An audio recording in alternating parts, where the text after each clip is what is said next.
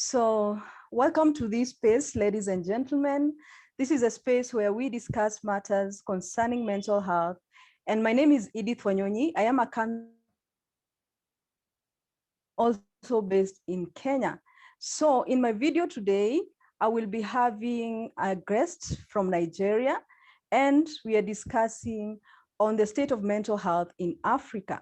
So I have a very great guest who resides in Nigeria, and he is a multi-talented nation building and knowledge business strategist. He is an advocate of mental health and suicide prevention in Nigeria and Africa at large. He, having worked in the oil and gas sector of his country for close to a decade, he deemed it fit to quit the sector in order to champion for his mental health and suicide prevention cause called Live and Not Die. So over the years, he has undergone a series of courses in reputable institutions, such as University of Glasgow, Philanthropy University, and Mental Health Academy for the purpose of certification and knowledge acquisition in respect to advocacy. In March 2020, he was nominated as 2020 Mental Health Champion by the World Dignity Project after his works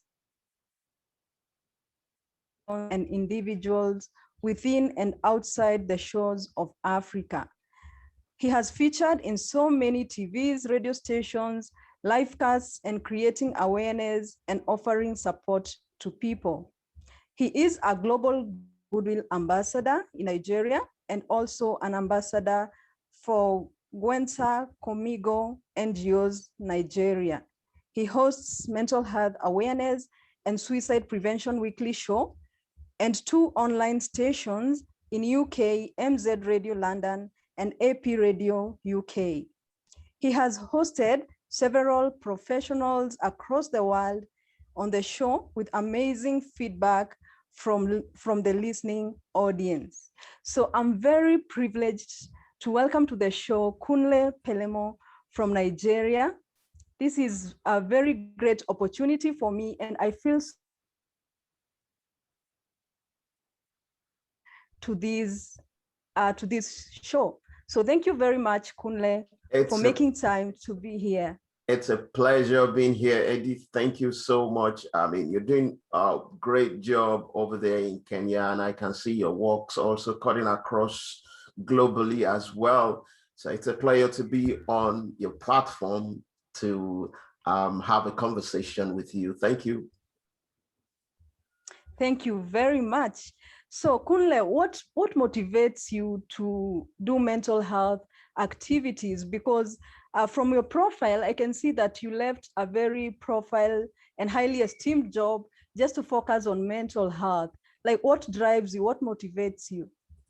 Okay, thank you so much. The fact is that in whatever I do, I really want to add value to people. And that has been one of those things that is prime and near and dear to my heart. So I've been developing people over the past close to 2 decades now, right from while I was in the university. I try as much as possible to help people develop personally. And after a while I was working, there was a day that I called one of my protege, and I mean, I never knew that she was having suicide ideation. And yeah, I called to check on her. And when I checked on her, I asked her, how are you doing? And she said she's fine. I mean, that's the normal answer you get when you ask that question from people. But I went further to ask again whether she's really, really fine.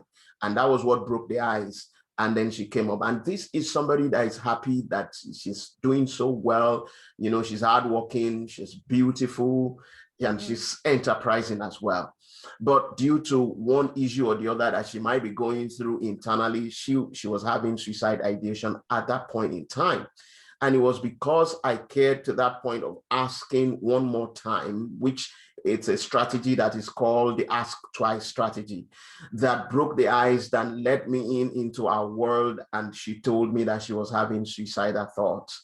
And we spoke at length that day. And I mean, I was glad I was able to take her through some things that helped her. And over time, we worked together and she's doing well now.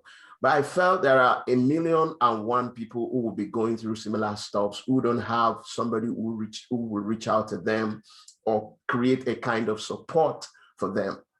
So in 2017, I had to come up with a suicide prevention initiative. And part of what we want to do is to reach out to people in Africa, starting from my country, Nigeria, and then collaborate with people across the world. The reason is because issues about mental health and suicide, they are global issues. And somehow they have been at the back of the curtain for so long, and there must be conversations around them. And when I saw that, yeah, that might be a kind of conflict between what I am doing and the demands that my workplace was giving me during that period, I felt, okay, I could just call it a quit at my workplace, then do something that will give me a little more time, and then pursue the course that I have, which is about mental health and suicide prevention. That is just the story. Wow, thank you very much. You know, not so many people can set aside their lives just to live for other people. Mm-hmm. And like you've said, like suicide ideation, so many people go through it. So many don't speak out. But the fact that someone speaks out and you take that step of helping them is a very great cause. So I would like to know, what does your initiative, like what programs do you have in your initiative? Okay, basically what my initiative wants to solve in Nigeria, in Africa, and the world is to, first and foremost, we have what we call our 4 cardinal operating system. We want to use research, information, technology, and support to solve any issue that has to do with mental health and suicide prevention. Research in the sense that if you look at it, Africa is way, way back when it comes to getting statistics as regards mental health and then suicide prevention. The WHO has evidences that really back that up, because we have the issue of considering mental health and suicide a taboo in this part of the world. And not only in this part of the world, even generally globally. But the truth is, in some places is better than what we have in Africa. So it's important, because the more we begin to create awareness using statistics, then the more we begin to know, the length, and then the more we begin to also understand the severity of how people had been bottling up a whole lot of things about their mental health. People don't want to speak up. There are people who are having suicidal thoughts, and they think when they say it out, they are going to be shunned, or it's a taboo to do that. So we want to increase, and what stats do? It helps you in knowing what was, what is, and what is to come. So, and that will also help in formulating some policies and then making some necessary recommendations, and then also to know the success story so far. So since we started now, for example, now if we want to know how many people we have touched and how well we've been able to help people reduce, the way or their perception about mental health, how we've been able to improve their perception about mental health, it is stats that will help us know. Because there are 2 things that I believe that should drive our passion towards creating mental health story, or having to walking in spaces that has to do with reducing the rate of suicide. Number 1 is stats. That's why I hold that one here and there also in my initiative. Statistics is very important, like I have outlined earlier on. But the other one is what I call the VPOL, which is called the value placed on lives. So that means it does not matter whether you have 1,000 people who die that we can report. It has to get to that point in time that we know that one life matters. to get to that point that we know it is one death too many when it comes to suicide. So the reason for preventing it is not because we just want to say, yeah, because 1,000 people have died and we have reduced it to 500 or so. No, we want to get to that point that we want to maintain what I want to call a zero suicide society. That it doesn't matter if it is one person who dies. The fact that one person dies means that we have a lot to do, that we have something to do as regards that. Yeah, so exactly. That's why we're looking at issue of statistics, which will be made known through research. Then what about information, creating awareness, just like we are doing on your platform right now, creating awareness about it, taking that to even, the most remote areas in the world. When we talk about mental health, people think it's for people who are the elite, people who are well-read, people who are, who are, the literates, and then you have people in villages who are suffering and they don't even know what it is. Some of them know that something is not just right with them, but because there is no proper orientation, because there is no proper campaign to let them know. And then you find out a whole lot of people even take their lives and there is nothing to ascribe that to rather. And you find people come and just say, yeah, he had died. And then you will be taken into, into the bush to go and, be buried because they feel the situation surrounding the death is somehow superstitious, and then there is a taboo around it. And it's because there are no people who have taken that initiative to walk to those places and create the right orientation for those people living there. So that is one of those things that we want to do. And then the other thing there, which is the third point, is technology. And, the world has really, really been helped by, the fifth industrial revolution that we're witnessing right now, that you can be somewhere else and then you reach out to people and you can touch down everywhere because it is limitless now. So we want to use technology to reach out to people either through an application that people can download that they can interact with, or through webinars that, and then through, the medium that we're using right now. I know this cast now can also be reproduced into things that people can, that can reach a whole lot of people in several places. So we want to make use of technology that people can have limitless access to mental health solutions, mental health support, mental health care from wherever they are, once they are connected to such technology. And the last but not the least is support, which is very key. Sometimes the reason why some people will go ahead to do funny things, as a result of whether problems regarding to mental health or suicide, is because they lack the adequate support that is needed. So either support from the government or support from family members, friends, or people around. If those things are not in place, it will be highly devastating. So that is what my initiative is trying to solve, not only in Africa, but in the world at large. Wow. That is really, really great.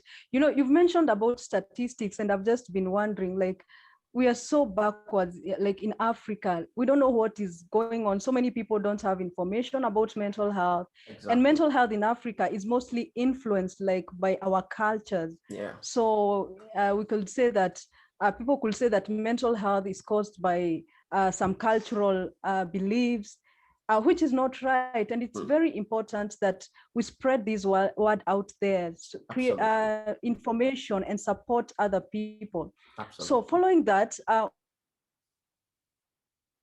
Nigeria, especially right now, because we know that the pandemic has really, really affected people. So what would you say is the state of mental health there?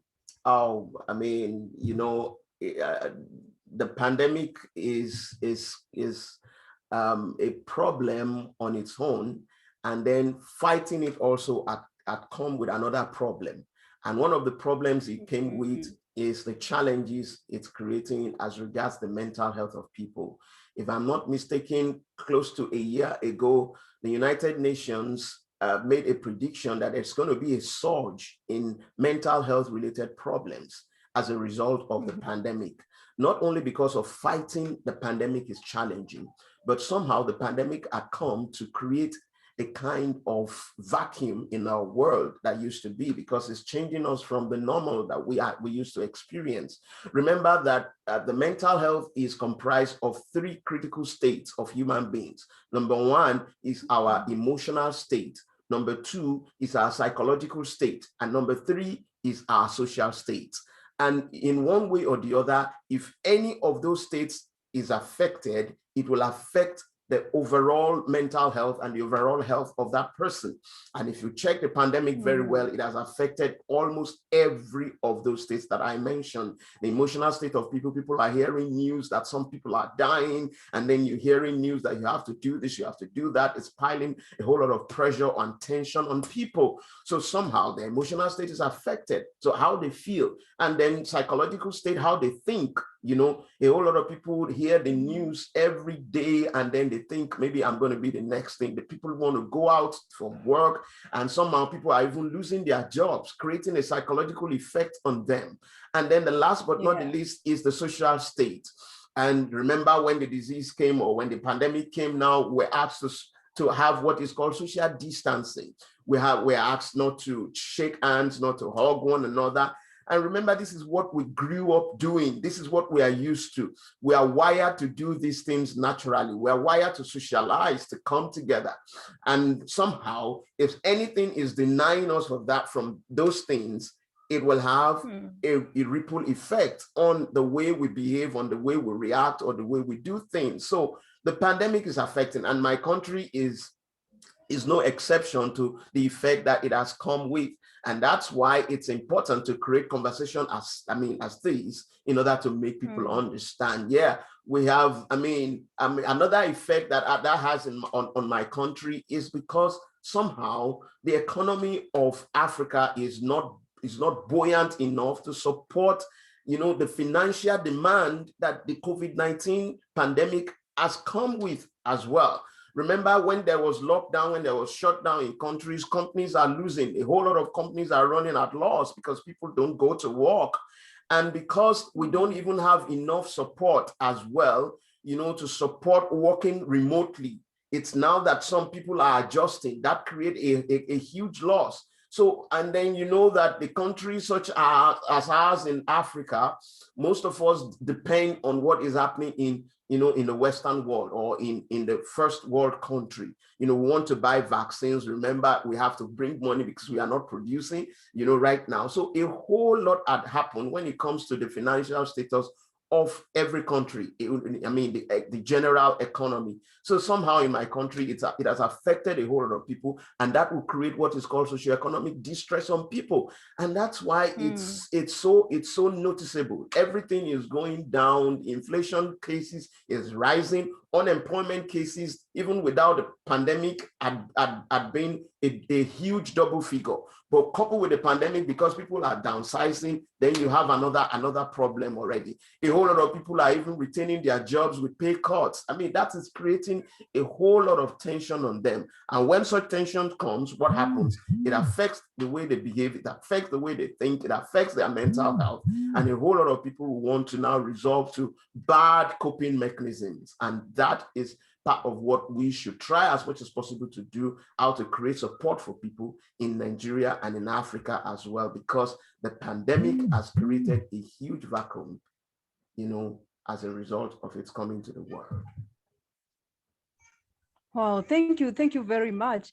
Now, because like the pandemic has affected everyone, we know that the youth are like the most affected by this pandemic. Yeah. And this comes with the youth not even speaking out because they are afraid of being stigmatized. Yeah. So why do you think the youth feel this way? Why do you think there's so much stigma surrounding mental health? And what advice would you give to people who shy away from seeking help? The silent culture that we have is as a result of our overall culture. And the overall culture is also as a result of what is called ignorance. And somehow we used to say it loud that people perish because they lack knowledge. And that's why it's important we create awareness about it.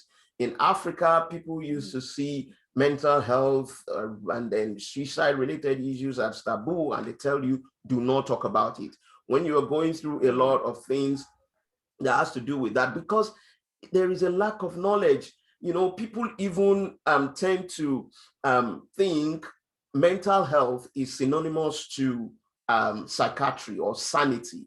When you tell people that you're having mental health related issues, say, yeah, no, God forbid, I'm not mad, and then they spiritualize such issues. So it's as a result of the culture that we have grown over time. And remember, culture is a way of life, and it's very difficult to break. But with the help of proper campaigns, proper awareness and orientation, I'm sure, we will definitely win the battle. And that's one of the things we are doing. And I must commend you personally also, because I've seen on your platform, and just like we are doing right now, creating awareness about mental health, and also creating support for people as well. We need more people to do that, because the more we do that now, the more we now begin to create a counterculture, as opposed to what we used to have. When people begin to know and understand that it's a good thing to talk about their mental health, that the silent culture must stop, that there is no proper health, there is no physical health without even mental health. So people will know, and then they will come up the more in the open to now speak about it. And when they have problem, and then they will talk about it. And one thing also that is also a factor to it is toxic masculinity, that people need to bottle up things. When a man, we grow up as a man thinking that we should not let a female counterpart know that we are going through emotional issues, because we've been told that we need to be strong, we need to man up. So when you find out that a man is going through something, and then he's bottling up a whole lot of things, and you as a man, you don't need to cry, you don't need to show your emotions. Those are the things that we have grown up to hearing from either our parents or from the society at large. And such things have created a whole lot of havoc in our society, because you find out that it will get to a breaking point that man will no longer be able to hold that thing that he's going through. And the next thing that he will do is something that is totally devastating. It will be an havoc. So we need to change all these things. We need to create a very right thinking status for people, change the orientation, and create a non-judgmental space whereby people can come and hear their views about their mental health and receive help whenever it's necessary. Yeah, exactly. And these cultural stereotypes are so harmful. Just telling people not expressing their feelings, that they are weak, or a man not expressing his feelings, he is weak. Yes. And so we tell men that they should man up from a very young age. Yeah. So they are not able to speak out. And this is what is leading to suicide cases. Yeah. So absolutely. What you're saying is very true. And we need to spread the word out there that people need to speak out. Yeah. It's not wrong not to be okay. It's very okay. And speaking out is what can help them. So thank you very much. And we know that in as much as we have like advocates across the world, across Africa, advocating for mental health, we also need the support of the government. So what do you think the government in your country, or what strategies do you think the government would put in place so that it can alleviate mental health? Okay, thank you so much. I want to state categorically that over the past few years, there had been an improvement in what is in place as regard mental health policies in my country. And I will also urge other African countries to increase or improve the policies that has to do with mental health, through legislation. Prior to this time, for like, let's say 4 years away from now, the policy that has to do with mental health that's in operation in my country is related to the 1914 colonial, legislation. Yes, you can imagine, and a whole lot of things have changed between then and now.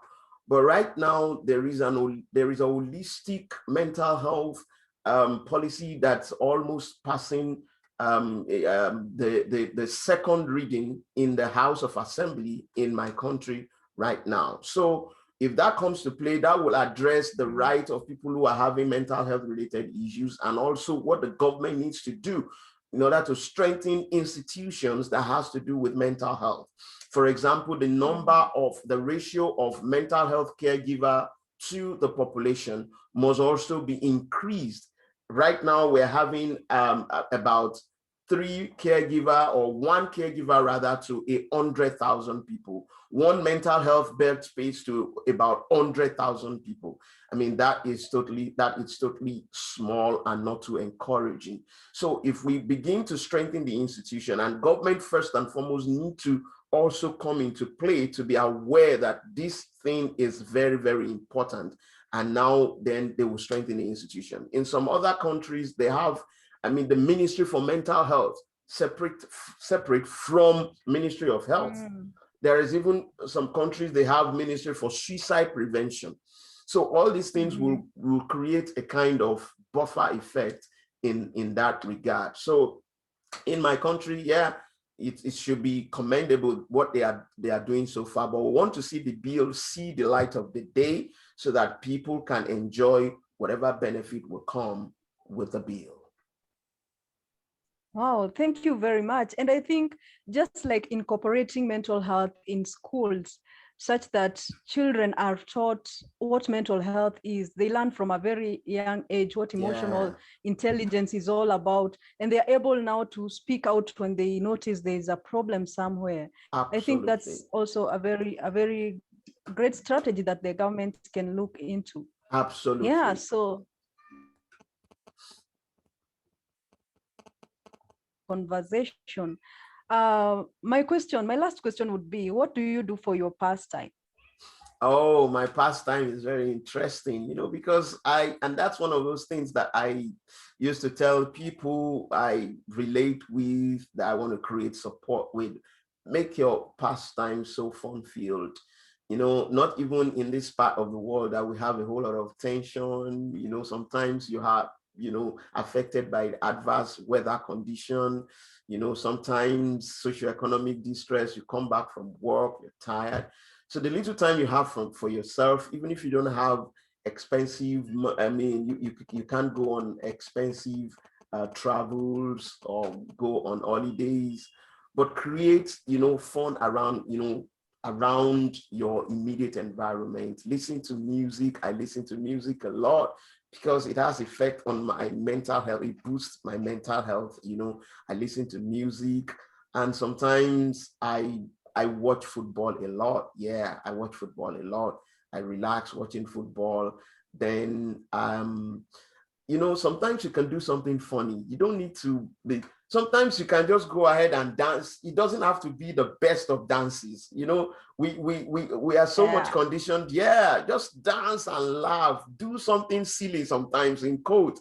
You know, like you said, sometimes it's okay not to be okay. Just do something that is not really okay, and you just laugh at it. It helps your mental health. So my pastime, watching football, playing video games, then singing, listening to music, and then dancing, because I sing as well. So I do all those things and make my pastime so fun-filled. You know, somehow it releases me of any stress that might be, you know, accumulating in my body, because all those things in one way or the other, they releases hormones into your bloodstreams, hormones and neurotransmitters such as dopamine. They are called the feel-good hormones. You know, like serotonin. They release them into your blood veins, and they make you feel good. So somehow those are the things I do to really, really have good time during my pastime. Wow, that is really great. Personally, I like meditation, physical exercise, and that really boosts my mental health. So like you said, we don't need to be rigid. We don't need to be all alone dying with our problems. We can be out there doing really great things that can boost our mental health. So it's upon each person to find out what is that thing that that increases or boosts their spirit, so that they can be in check with their mental health regularly. And also just like speaking to someone in case you're feeling down, just speak out, because these issues, we said, we cannot know if you do not speak out. So it's very important that people learn how to speak out. So thank you very much, Kunle. great work that you're doing. Thank you. You are a great blessing to humanity. Thank you. I appreciate your commendation. Thank you. What is your parting shot? Oh, my parting shot would be one thing that I used to tell people, whether you're a leader, whether you're an associate in whatever capacity you are holding, as a human being, just know that whenever you are going through whatever you're going through in life, try as much as possible to ask for help, because asking for help is not a sign of weakness. Ask for help, and then the support will come somehow. Thank you. Thank you very for watching us. I'd like to say that remember, there is no health without mental health. So make your mental health a priority. Bye for now, and until next time, bye-bye.